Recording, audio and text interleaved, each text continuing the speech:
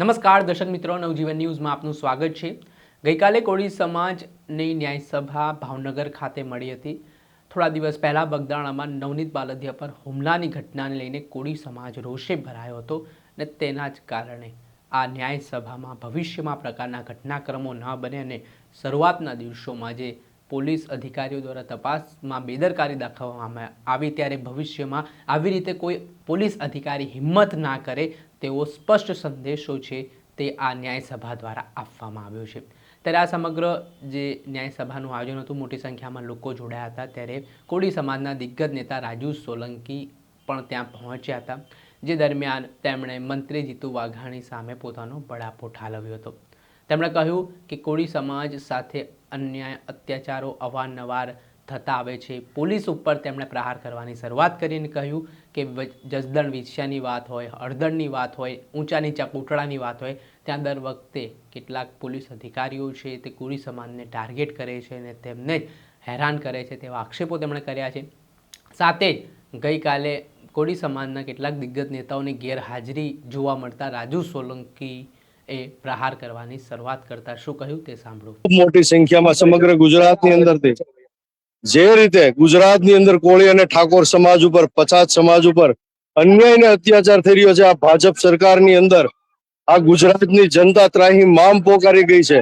કાયદો અને વ્યવસ્થા બિલકુલ ખાડે ગયા છે।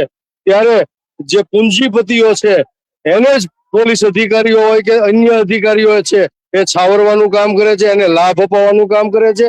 ત્યારે ક્યાંક ને ક્યાંક કોળી સમાજ, ઠાકોર સમાજ અને અન્ય પછાત સમાજ ઉપર અવારનવાર ક્યાંક ને ક્યાંક છાસવારે અન્યાય અને અત્યાચાર થતા હોય છતાં પોલીસ જ્યારે રક્ષક જ ભક્ષક બનતી હોય એ પ્રમાણે આ પોલીસની કાર્યવાહી છે। ત્યારે બગદાણાની જે ઘટના નવનીતભાઈ ઉપર ઘટી એમાં ખાસ કરીને આજે મારે હર્ષ સંઘવીને કહેવું છે કે જ્યારે મોટી મોટી ફાંકા ફોજદારી કરો છો, સ્ટેજ ઉપરથી મોટી મોટી વાતો કરો છો કે કાયદામાં રહેશો તો ફાયદામાં રહેશો, કોઈ પણ ચમરબંધીને છોડવામાં નહીં આવે, કાયદો કાયદાનું કામ કરશે, તો ત્યારે મારે આજે હર્ષ સંઘવીને કહેવું છે કે આ બગદાણાની અંદર, આ બગદાણાની ઘટનાની અંદર તમારી જ સરકારનો મંત્રી જીતુ વાઘાણી આ અસામાજિક તત્વોને, આ હુમલાખોરોને છાવરવા માટે એને આ અધિકારીઓ એસપી હોય, આઈજી હોય અને 3 જે પીઆઈ અને ડીવાયએસપી છે એ લોકોને ક્યાંક ને ક્યાંક સૂચનાઓ આપી અને આ કેસને ડાયવર્ટ કરવા માટે અને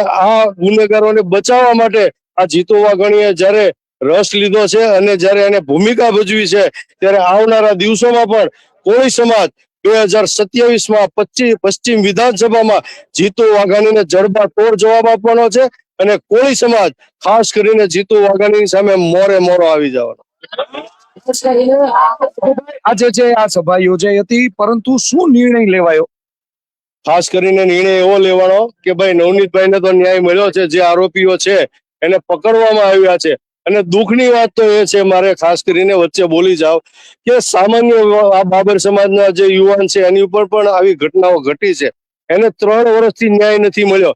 ત્યારે મારે શરમ સાથે કહેવું પડે છે, દુઃખ સાથે કહેવું પડે છે, ચિંતા સાથે કહેવું પડે છે કે આ કોળી સમાજ અને સમગ્ર ગુજરાતની જનતાની કમનસીબી છે કે અમારા મંત્રીઓ, ધારાસભ્યો, કેબિનેટ મંત્રીઓ, રાજ્ય કક્ષાના મંત્રીઓ, કેન્દ્રીય મંત્રીઓ આ લોકોને ન્યાય મેળવવા માટે રસ્તા ઉપર આવવું પડે, મોટી ફોજ લઈને મુખ્યમંત્રીને મળવા જવું પડે, ગાંધીનગર જવું પડે। આ ખૂબ જ દુઃખદ બાબત છે, આ એક સામાન્ય બાબત છે। આના માટે થઈ અને આ એસપી અને આઈજી ભાવનગરના જવાબદાર છે અને જો એની પણ ઊંડાણપૂર્વક અને પારદર્શક તપાસ થવી જોઈએ અને જો એની પણ આમાં ક્યાંક ને ક્યાંક ભૂમિકા હોય તો આ એસપી અને આઈજી ના પણ બક્કલ પટ્ટા ઉતરી જવા જોઈએ અને હર્ષ સંઘવીમાં તાકાત ન હોય અને મોટી મોટી ફાંકા ફોજદારી કરતા હોય અને જો ખરેખર ન્યાય અપાવવાની વાત ન્યાય અપાવી શકતા ન હોય અને આ અધિકારીઓને ડિસ્મિસ ન કરી શકે તો હર્ષ સંઘવીને પણ કહું છું, તમે પણ રાજીનામું આપી દો। રાજુભાઈ, ખાસ કરીને લોકો છે તે મોટી સંખ્યામાં ગામે ગામથી લોકો આવ્યા હતા, તેઓ લોકો કહી રહ્યા છે, એક જ પતિ પત્ની હતા તેની સાથે અમે વાત કરી, તેણે કીધું કે અમે સાવરકુંડલા અમરેલી પંથકમાંથી બાઇક ઉપર આવ્યા છીએ, પરંતુ કોળી સમાજના તો અનેક નેતાઓ છે, અનેક ધારાસભ્યો છે, સાંસદ સભ્ય નીમુબેન બાંભણિયા છે, લોકો કરોડો રૂપિયાની ગાડીમાં ફરતા હોય છે, બાઇક ઉપર જો લોકો આવતા હોય તો કોઈ નેતાઓ કે ધારાસભ્યો કે સંસદ સભ્યો કોઈ પણ પક્ષના હોય શા માટે અહીંયા દેખાણા નથી? બહુ સારો સવાલ પૂછ્યો આપે યશપાલભાઈ। અને ખાસ કરીને હું આ મુદ્દે કહેવા માંગીશ કે ક્યાં ગઈ તમારી કોળી સમાજ પ્રત્યેની સંવેદના? સ્ટેજ ઉપરથી અમારા કોળી સમાજના નેતાઓ મોટી મોટી ડાયલોગબાજી કરે છે, મોટા મોટા ફાંકા ફોજદારી કરે છે, મોટી મોટી વાતો કરીને અમારા કોળી સમાજના ગરીબ અને અશિક્ષિત લોકોને ભોળવવાનું કામ કરે છે. એનું રાજકીય શોષણ કરવામાં આવી છે. 30 વર્ષથી આ લોકો મંત્રી છે, 30 વર્ષથી સત્તા સ્થાને છે, 30 વર્ષથી શાસનમાં છે, છતાં પણ કોળી સમાજ અને ઠાકોર સમાજ ઉપર અન્યાય અને અત્યાચાર બંધ નથી થતું. જરા કે તમારામાં માનવતા હોય, જરા પણ કોળી સમાજ પ્રત્યેની તમારામાં સંવેદના હોય તો તમે કોળી સમાજમાં જન્મ લીધો છે. કેમ ભાઈ તમે આજે આ મંચ ઉપર ન આવ્યા? અમે પણ વગર આમંત્રણ આવ્યા છીએ.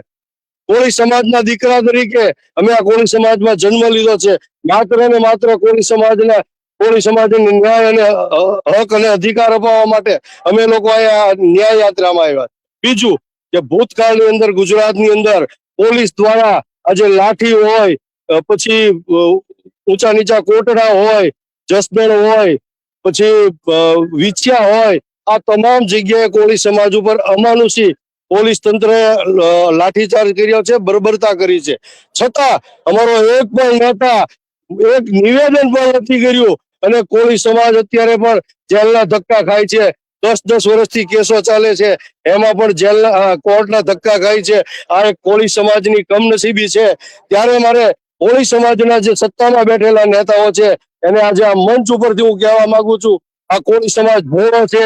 તમને અહીંયા સત્તા સ્થાને બેઠાડ્યા છે, મંત્રી બનાવ્યા છે, કેબિનેટ મંત્રી બનાવ્યા છે અને ભવિષ્યમાં તમારામાંથી જ કોઈ પણ મુખ્ય મંત્રી બનાવવાના પણ સપનાઓ જોવે છે. ત્યારે તમે આ કોળી સમાજ સાથે ગદ્દારી ના કરી શકો.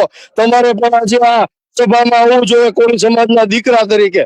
અને બી રહી વાત તમારી પાર્ટીની, તો જો કોળી સમાજને ન્યાય ન મળે અને કોળી સમાજ અને અન્યાય ને અત્યાચાર થાય તો તમારામાં તેવર હોવી જોઈએ કે તમારો આ ખેસ ઉતારી અને ફેંકી દેવો જોઈએ, એને રાજીનામા કરી દેવા જોઈએ.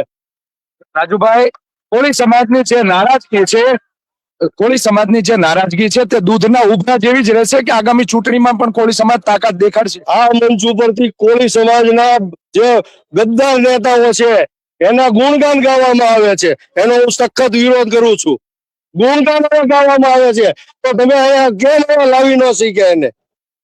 બરાબર, આજે તમે કોળી સમાજના વોટથી, ગરીબ કોળી, મજૂર કોળી અને અશિક્ષિત કોળી સમાજના વોટથી તમે ગાંધીનગરમાં બેઠા છો, દિલ્હીમાં બેઠા છો.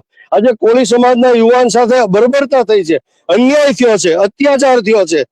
આજે અધિકારીઓ એને છાવરવાના કામ કરે છે, વાડે ચીબડા કરે છે. કેમ ભાઈ તમારા મોઢામાંથી શબ્દ નથી આવતો કે આ તમામ અધિકારીઓને ઘર ભેગા કરો, એસપી ને ઘર ભેગો કરો, આઈજી ને ઘર ભેગો કરો? અહીંયા કઈ જરૂર નથી. અહીંયા જો એસપી ને આઈજી બેઠા હોય છતાંય કોળી સમાજના નેતાઓને મોટો કાફલો લઈને, મોટી ફોજ લઈને ત્યાં બધો દેખાડો કરવા માટે ગાંધીનગર જવું પડતું હોય અને 30 દિવસ સુધી ન્યાય ન મળે તો હું કામની આ સત્તા, હું કામના નેતાઓ? હવે આ કોળી સમાજને જાગી જવાની જરૂર છે અને હવે જાગૃત થવાની જરૂર છે. રેસના ઘોડા અને લગ્નના ઘોડાને ઓળખી જવાની જરૂર છે. તો આપણે